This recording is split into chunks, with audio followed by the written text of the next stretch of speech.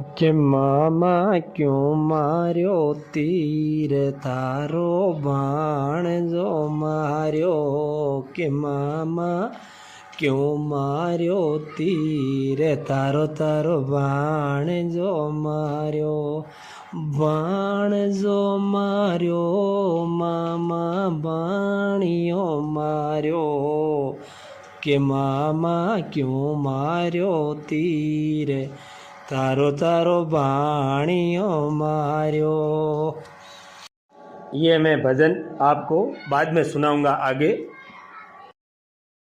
तो वहाँ के जो राजा थे ये श्रवण कुमार के माता पिता, और लंबे समय के अंतराल तक उनके कोई संतान नहीं थी। तो फिर उसने राजपाट छोड़ करके वो सन्यासी हो गए।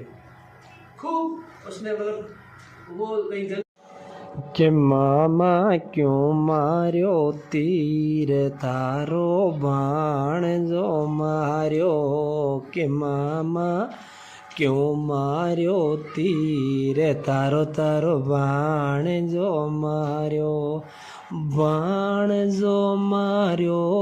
मामा बाणियो मार्यो के मामा क्यों मार्यो तीर तारो बाणियो मार्यो।